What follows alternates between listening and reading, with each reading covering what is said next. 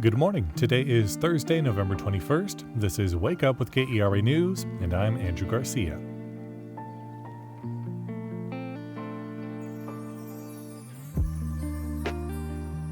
We've got clear skies and temperatures in the upper 60s today.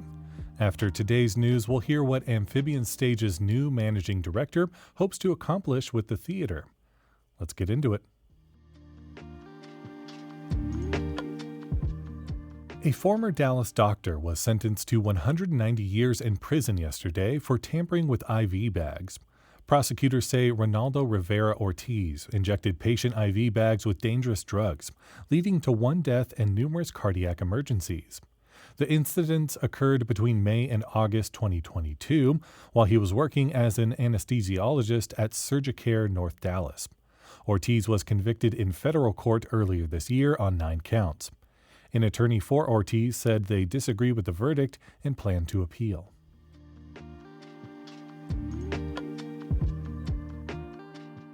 An undercover investigation by the Humane Society found abuse and neglect of animals at Sequest Fort Worth. The report found animals lived among pest infestations and were placed in situations that resulted in injuries to animals and customers.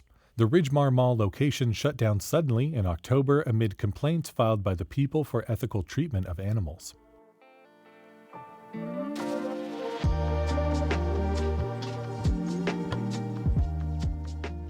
Next year, Elizabeth Kensek will become managing director at Fort Worth's Amphibian Stage. KERA's Elizabeth Mayong spoke to Kensek about her vision for Amphibian and the future of the North Texas theater scene. Yeah, first off, I have to say congratulations on the new gig as Amphibian's managing director. And I'm curious, what do you hope to kind of do in the role? I'm thrilled to be joining Amphibian Stage. I've been a huge fan of the organization and what they do. Really, I'm hoping to continue the legacy that Kathleen Culebro has built there. The work and the focus on developing new works and underproduced plays by diverse writers is really right up my alley. Yeah, and you mentioned Kathleen, but she's unfortunately heading out after 25 years in leadership as founding artistic director, and will step down at the end of the year. And I know that Jay Duffer will then become artistic director. So can you talk about how this transition will kind of shape Amphibian moving forward? Kathleen has been working with Jay with the intent for him to take over that position from her. So Jay has been prepping to do that for a long time. And when my availability became available, they started meeting with me, and it's kind of a turnkey solution is what we've been kind of joking about, because I did a lot of what Jay's duties were at Water Tower Theater.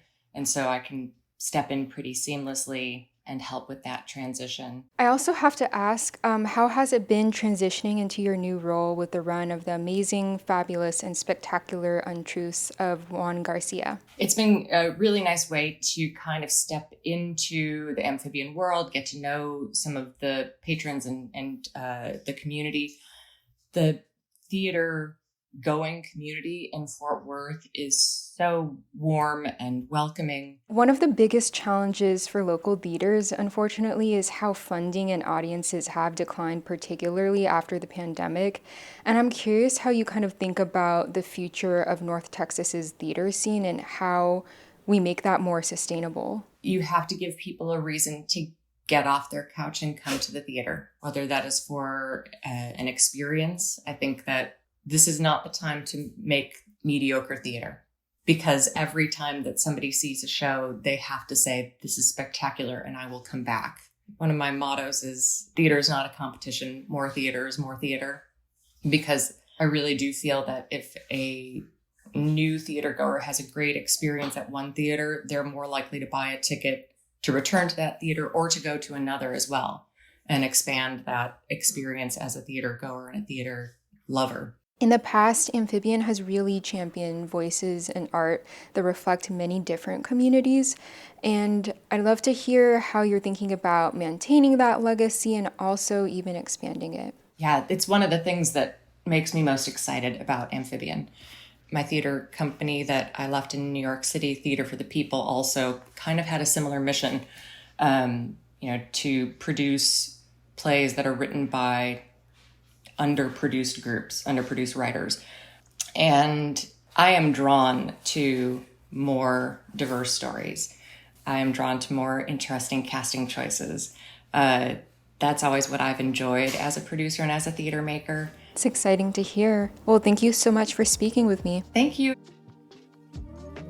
That was KERA's Elizabeth Mayong speaking with Amphibian Stage's Elizabeth Kensek.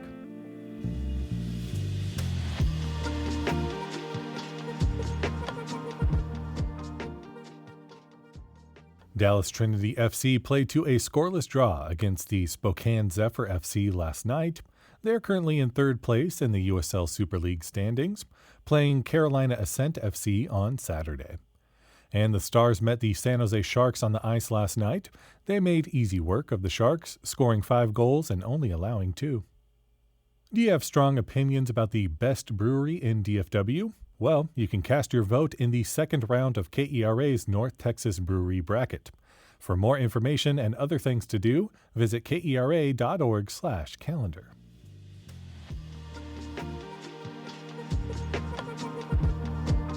Thanks so much for listening to Wake Up with KERA News.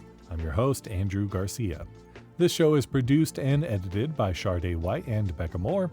For more news in your inbox, visit kera.org/wakeup. That's where you can subscribe to the Wake Up with KERA News newsletter, written by our colleague Kathleen Hobbs.